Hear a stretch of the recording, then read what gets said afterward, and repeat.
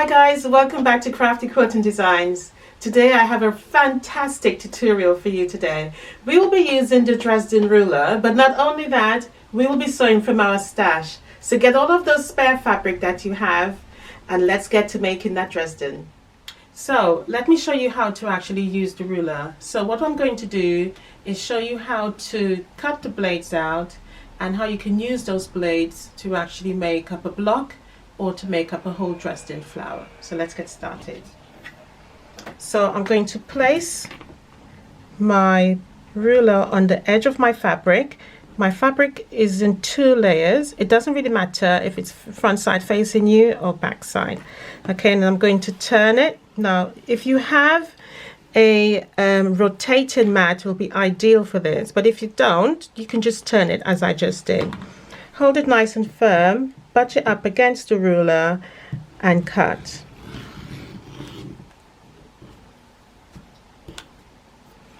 All right, and those are your blades, and so you have 2. So let's go over to the sewing machine and I'll show you how to stitch these up.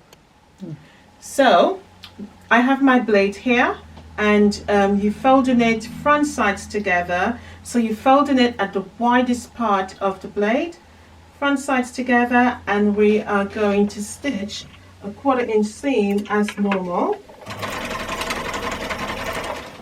Okay, you clip that off. Now, one of the things I like to tell people is that to clip a bit off of that seam so you remove some bulk. And what the next thing you need to do is to put your finger inside of that pocket area and fold it right side out. Use something sort of point and really poke it out there so you get that nice shape.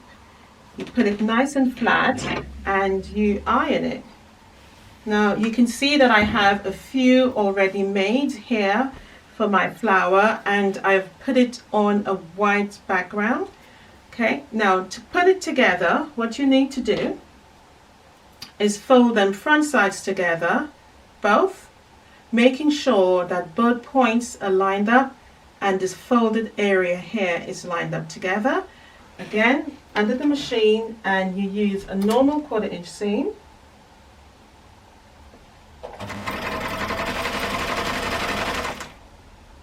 Making sure it's lined up. Snip, fold it open, and you just attach as normal. Okay, and of course you just continue going until you have all of your blades done. Now, a full Dresden plate takes 20, half takes 10. The other thing that you would actually need is a circle to put in the middle of it. All right, now because I'm actually going to do half here, so I'm going to add on this one here, and what I'm actually going to do, I've cut a circle and I've put some interfacing on the back, and I'm going to stick it right there. So I'm going to seal it down, stick it with some fabric glue, and then I'll do a zigzag stitch on top of that. But before I do that, so I will stick it down first. The next thing I will do is go on my sewing machine and do a zigzag stitch all the way around on each of the blade to hold this down on my background fabric. Then I will stitch my second lots of zigzag stitch on the circle. Now obviously you will have this bit hanging out, so you will need to go on your ruler and trim it off so you get a nice flat equal surface with the blade, so everything lines up. All right, and then we will quilt it together. Now if you wanted to add more features to it, I have a little flower here, and if you wanted to, you can use this as a template, cut some flowers out and add some extra features at the points of the square of your background fabric. All right, and then that's what we'll do. So we will sandwich this, and then we will actually make the whole flower. Now I've also pre-made some blocks so you can have a look of how to use a Dresden plate again. So again, I have cut and measured and stitched together some flowers, and I've put it on an 9-inch square block, And I think this is a good idea. So if you want to put together some blocks using your Dresden, you can use something like this. Or I've also done, again, using a smaller Dresden, and again, use the same Dresden ruler, half of it to actually make the smaller Dresden, and I've just squared them off in some 5-inch blocks. Just some ideas for you to show you how you can use your Dresden ruler without having just to make a huge one. So we will do that, and then we'll come back and then we'll do some free motion quilting, and I'll show you how this actually comes together.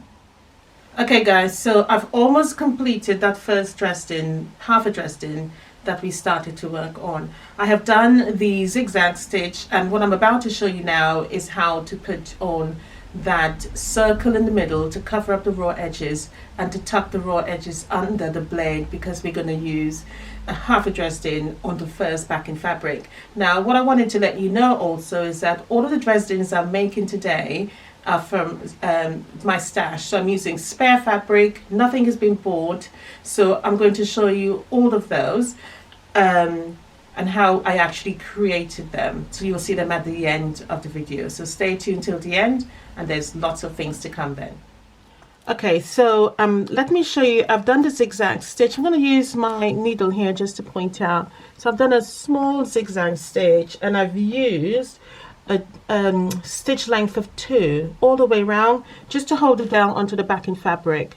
Now what you need to be mindful of is that on the half a blade, because remember we're doing half of a Dresden flower, you need to fold under, like I've done on this particular one here, fold under that raw edge so it's not visible. Okay, I've also cut my half a circle, and or in fact what I have done, let me take it out, I have tucked it in to cover those raw edges and create a nice seam with my iron there to hold it down and just pin it in place. Now if you wanted to use glue, you can do that just to keep it nice and secure, but I'm just going to pin it down temporarily.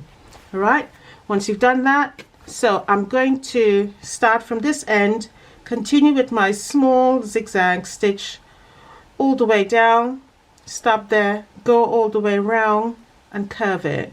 Once I've done that, I'm then going to sandwich it, obviously backing fabric and batting, and then we will quilt it together and add a small binding. Now remember I said that I was making a couple more Dresden, so the next time you see me I will be doing some free motion, and I'll show you some free motion techniques that I'm actually going to use on the Dresden, and that will be a whole Dresden flower. Okay guys, so I've decided to share my free motion quilting with you. I have already inserted all of the things that I need to, i.e. there's a strong needle or a quilted needle, and I've already put the darning plate on, as well as my free motion foot on as well. I've also brought my thread up, and I'm going to be using the same color, well I should say gold. I'm going to be using gold on the top and on the bobbin thread, and I'm going to quilt a flower in the middle here, and then I'm going to move my way out so that to avoid any ripples underneath. I haven't glue basted my sandwich here. All I have done is just pin baste.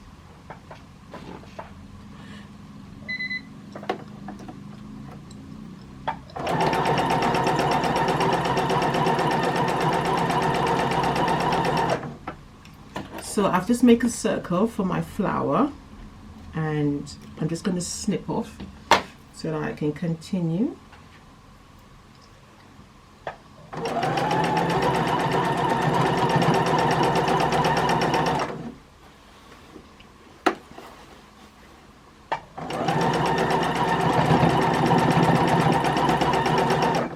So I'm curving as I go, as you would make sort of a daisy flower, and I'm coming all the way up and doing a backward C, if that makes sense. I'm going all the way around, and I'm keeping my sandwich nice and neat, and keeping sure I spread it all the way out.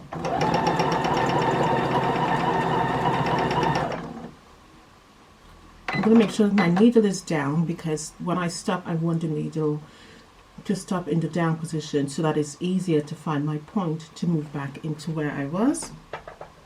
I'm going to put my presser foot down, as my machine just reminded me, and I'm going to do a double stitch just to seal that in place. Then I'm going to snip so that I don't have this tail end following me. And I'm going to continue, and I'm just taking my time and doing this. I'm not rushing. And again, you need to find the rhythm of your machine when you start quilting. So I've made the first flower, and what I'm going to do now is to go back and mirror that particular flower shape for the second time, and then I will be done with this particular area here.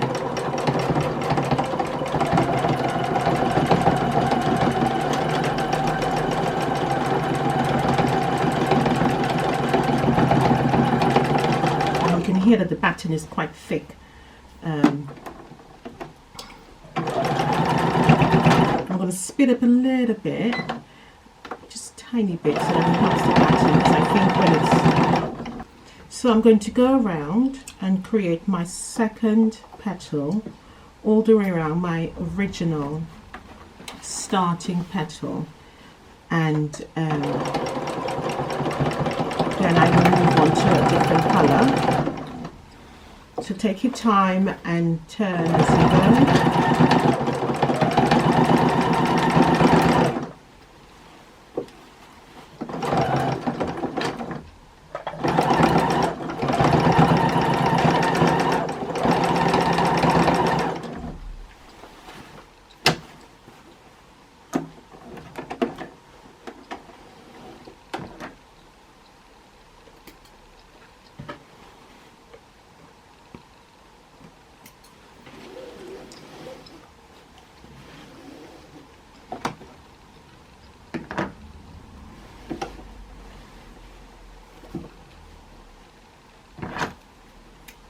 So what I'm going to do now is follow the zigzag lines around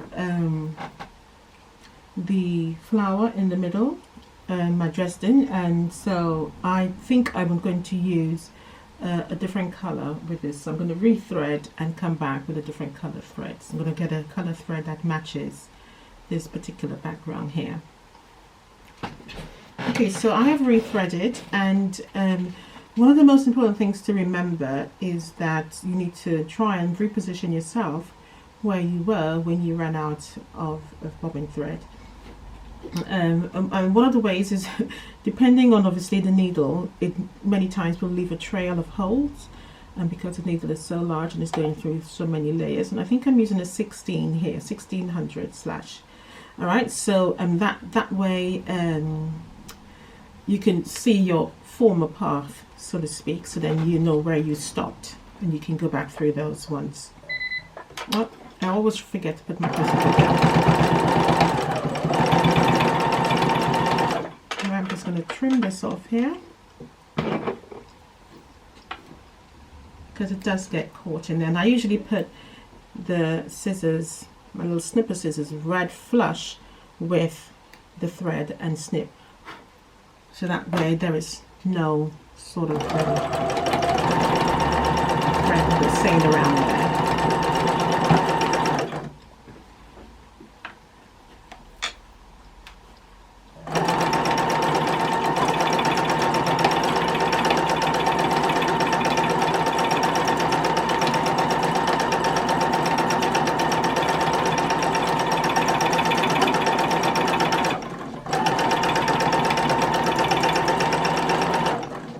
Right, just got this portion to do, and then we will then focus on the middle.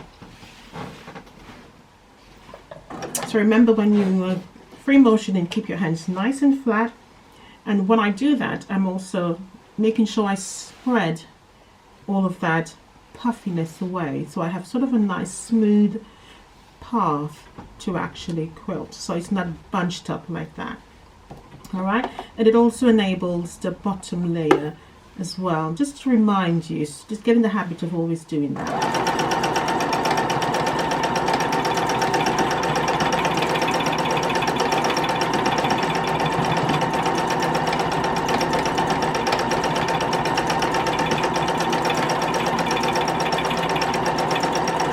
Remember, swirls and echo.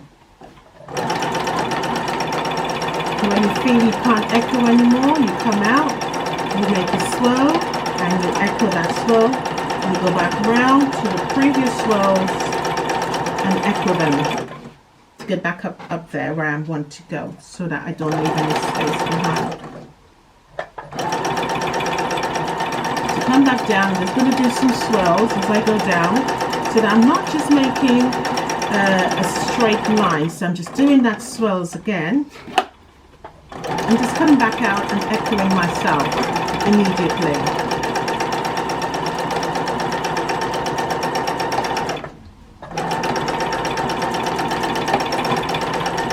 And when you feel you want to stretch out, by all means, do so. Make it forward and backward C's and swirls.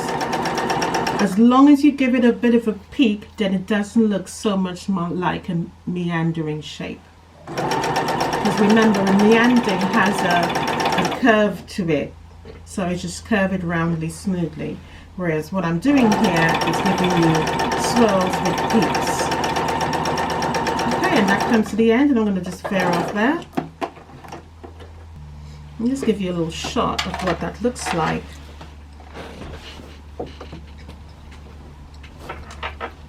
Hopefully you can see it there, nice and clear. So we haven't done there yet, but we've gone all the way around and we've marked out. All right. Okay, so I have finished off the end, as you know, with the swirls and peaks. Okay. So I'm going to start the middle of the Dresden now. I'm going to wear my gloves so that I have a little bit more grip as I maneuver through the middle. I'm going to use a meandering shape. Sorry, another meandering. I'm going to use a loop-de-loo, but I'm going to aim to do it literally in the middle of each of the blade, because I don't want the color of the Dresden to be interfered with the pattern. I really do love the colors. I love the pattern on the fabric as well. So I don't want to take away, I just want to add. So I'm going to do a slightly large loop-to-loops on there, but coming straight down towards the middle of the Dresden flower. My bobbin thread is up and my top thread is there, but I'm just going to make sure that I go back into, because it's not, the needle is not in the fabric, the quilt top. So I'm just going to make sure I find my original spot and go right in there using my up down needle. Okay, so find that spot, and then I'm going to seal in some stitches there, and then now I can snip it and then continue. So I'm going to put my gloves on. One of the things that really bugs me is that all of the, once you've got to change, maneuver, cut thread, it hooks onto the glove, so that kind of delays the process as well. But that cannot be helped. It is what it is, because obviously there are grips on the gloves to help you maneuver that, and the thread actually snips onto that as well, so that you can see. So all I did was come all the way down. I did the loops one way and then the other way, so left, right, loop, and then I made a vein, so a vein, left, right, loop, vein, left, right, loop, etc., and all the way till I came all the way down. And then I moved to the right, depending on wherever you're going is right or left. I'm a right-hander, so I'm going to work towards the right and then go back up doing the same thing. So I'm going to do a stem, then a loop one way, then a stem, then a loop another way.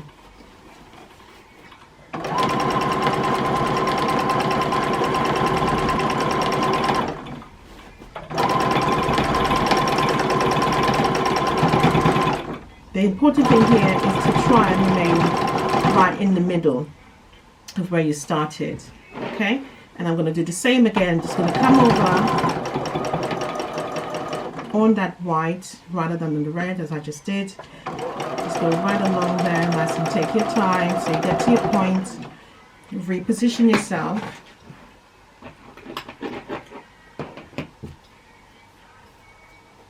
And you do the same again.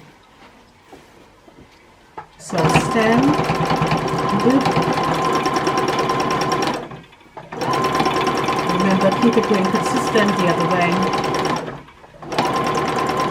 until you get to the bottom. And you move over, nice and tidy, take your time, and you carry on.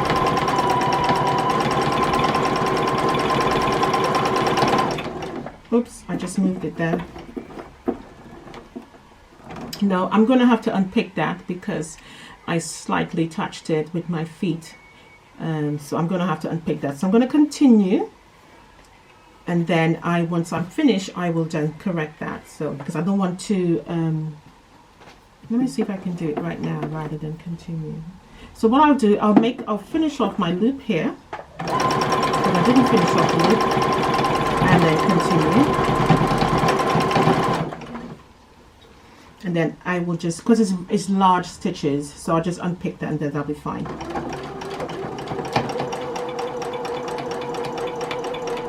That's it.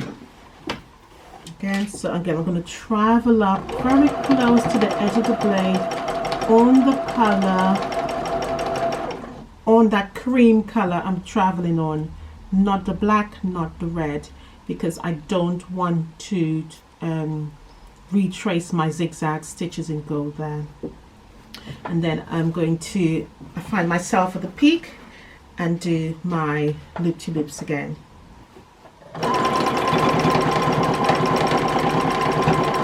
Travel over, stem, loop. Remember, just keep going left, right with your stem swirls.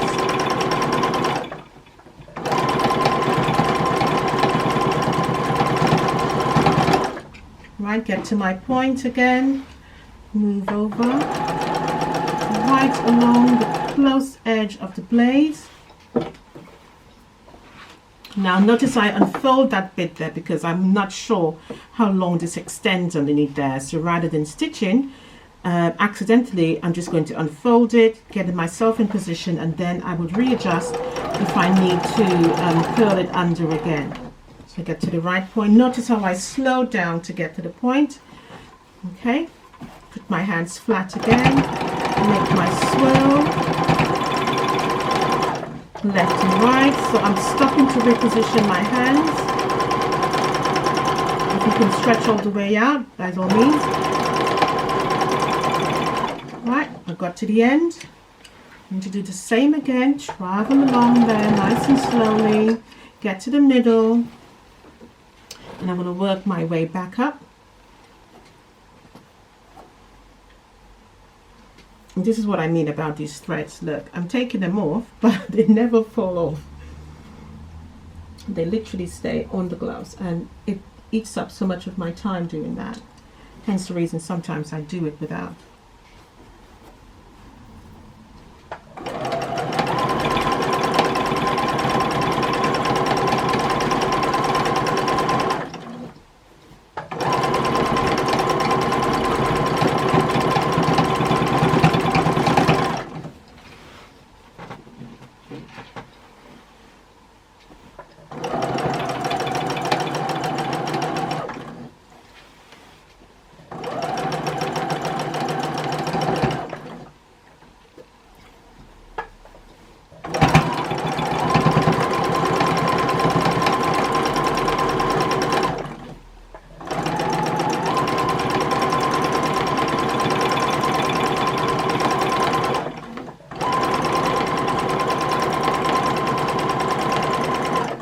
Again, down to the bottom, and go slowly, and you work your way back up. Let me tuck this over. So the more you roll, it's easier for you to handle the movement.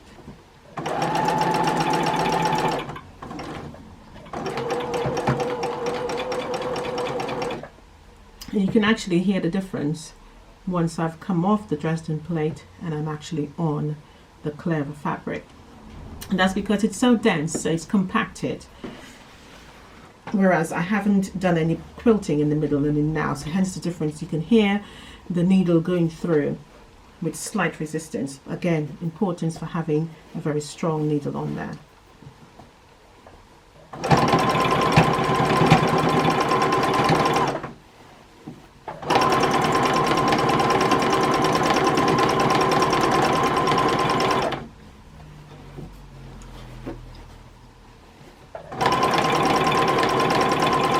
You can't talk.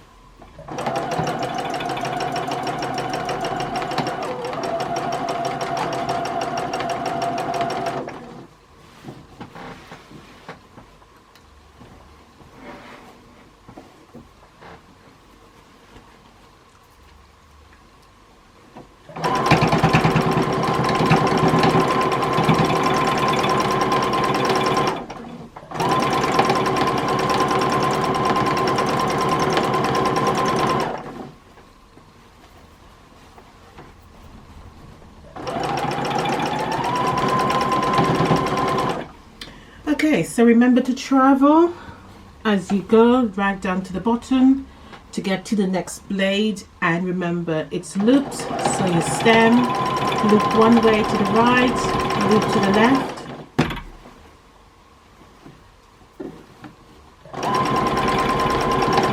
until you get to the end.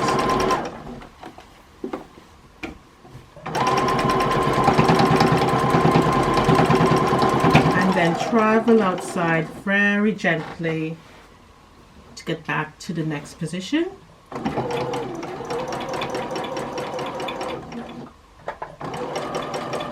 Very close to the end, to that point, and maneuver yet again.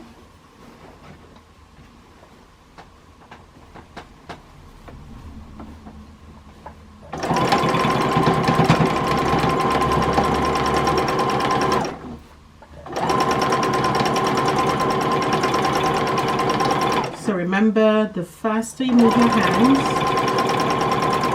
the bigger the stitches. So try and remain consistent with the rhythm of the machine so that you know how fast you're actually going. And I know it's a lot of adjusting, but that's just the way that quilting goes. You just got to keep adjusting it so that it's nice and flat and not little over the back.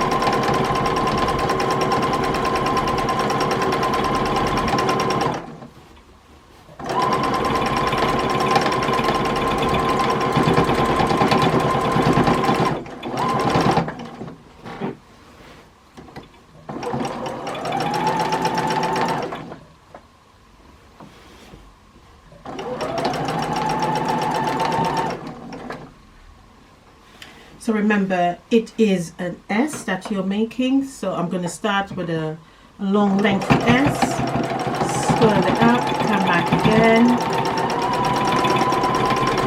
and when I start, mainly while I'm stitching is to adjust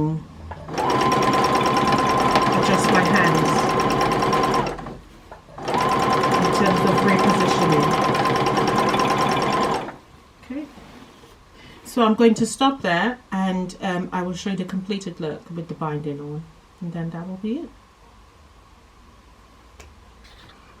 Okay guys, so the Dresden plates are all completed, so let me show you what it actually look like. I'll show you some close-up shots so you can actually see the quilting as well as the designers I actually went with. So let's have a look. Okay, so we started off with the idea of making some Dresden blocks. So these are a half of a Dresden 4-inch, cut it in half to make a 9-inch block, and this is a full 8-inch Dresden again cut in half to make another 9-inch block. So these are just some ideas for you if you wanted to make a whole quilt out of your Dresden, rather than just doing a whole flower in the middle. Now originally I went ahead with this particular one here, and it was the black and white one that I wasn't too keen on cutting up the fabric, and so I did some free motion quilting along here with this one. I did some meandering shapes. I also did some zigzag there on each of the points just to highlight the point and emphasize it a lot more. On there I did some circle flowers, and I did some quilting lines all the way along here. Again, I used my free motion thread for this one. I didn't use a ruler or anything. So I think this worked out pretty well. It's really nice. It shows up all the quilting really beautifully. The colors blend, and the Dresden flower itself looks really lovely.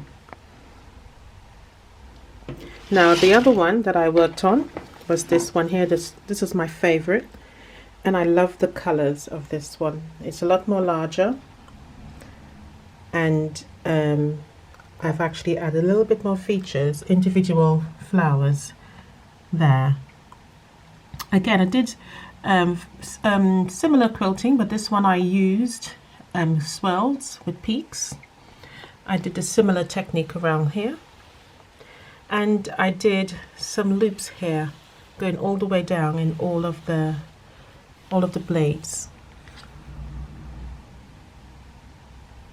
and it looks absolutely lovely. The quilting shows up really nicely in this. In the middle I went ahead with the same technique and did a flower there.